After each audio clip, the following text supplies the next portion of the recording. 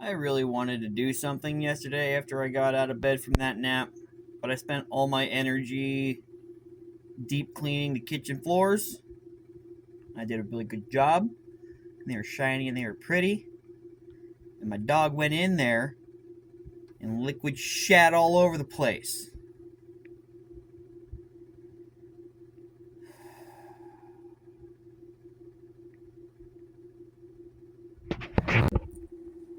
Alright, I've got a lot to do today. My room's a mess. I gotta clean my room again. I gotta go clean the kitchen again.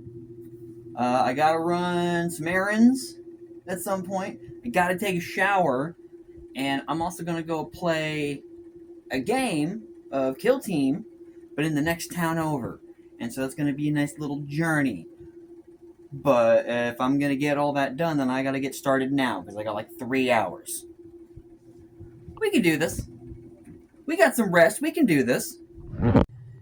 Yeah, I can get all this done in an hour and a half, I said to myself. I can have a couple hours to just hang out and chill before the game, I thought to myself. I'm hungry and I need coffee. And I gotta get ready and I gotta go in 20 minutes.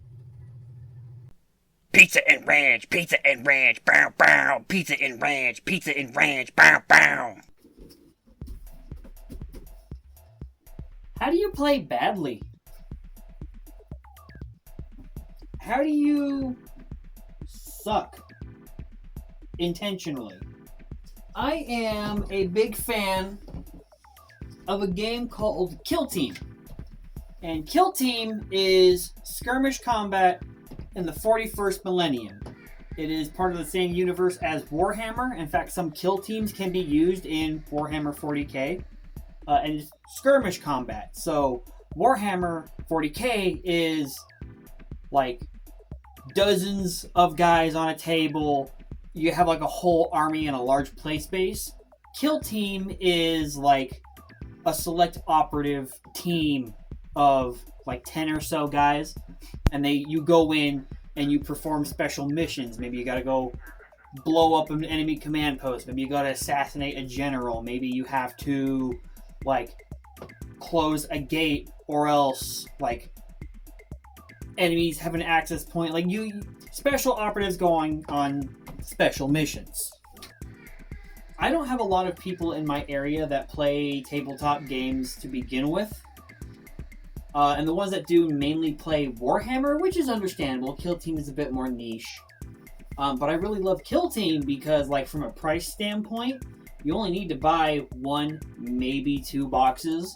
And depending on the team you get, because they're not all the same price, you're looking at $200, which compared to Warhammer, which is like to $1,000, not bad.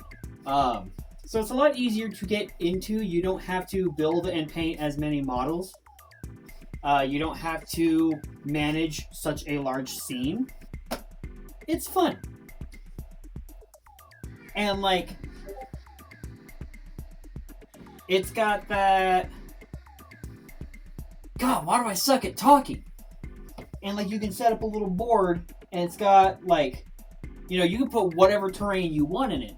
Of course, there is like official terrain. If you want to play competitive, you have to use all that. But like, if you got like buildings or something, or just whatever terrain you have lying around, you can play with this.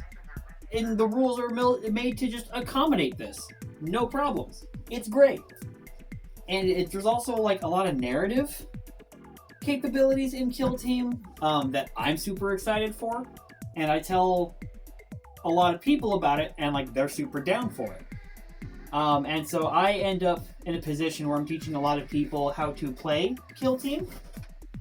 Yes, I'm teaching a lot of people how to play Kill Team. And it's an interesting conundrum that I come up with, where like, me as a player, I want to be good. And I want to do things right. And I want to outmaneuver and outpace my opponent. I want to win the game. But getting your shit pushed in on the game you're trying to learn doesn't feel good. I don't want to bully nerds. I want to play a game that I love. I want to share that experience. So how do you play bad? How do you train yourself to play in a way that is making your opponent feel smart rather than insulting their intelligence by you playing dumb? How do you do that? I will say we had a great time tonight. It was their first time playing Kill Team. They did watch a video beforehand, plus they already played Warhammer. So they already had like a solid understanding of concepts and stuff. So they weren't going in completely blind. And that was actually great because it allowed us to jump into the thicker, denser rules, which are thicker and denser and harder to learn, but also they're a lot more fun. Weapon rules, for example, they turn your power fist from, oh, this is a pretty good weapon, you know, it does good damage, into, block this, idiot! Hopefully I get to a point here pretty soon where it's worth my time to take my case from my models, rather than just toss everybody into a box and hope they don't break.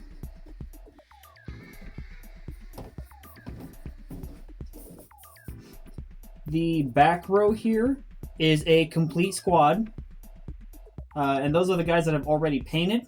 So I'm going to reserve this front row for the new guys. Let's paint some models. So I think for this gentleman, all we have to do is finish up the like face mask, like chin brace thing. Forgot to paint that gray. I'm also going to try to hit the lenses on his goggles. We'll see. And then give him some proper skin tone. And then we're good to hit this guy with a wash and call him done. So I think we'll work on him first.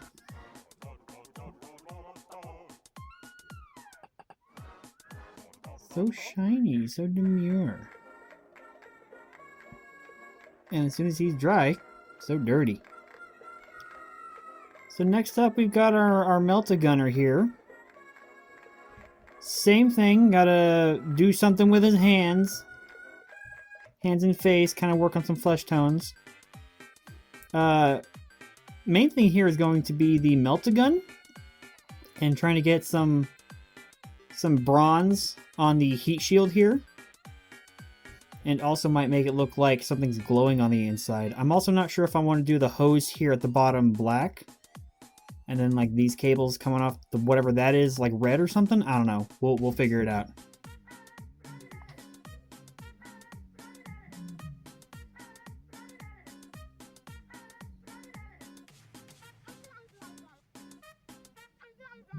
So far, I'd say a good work in progress.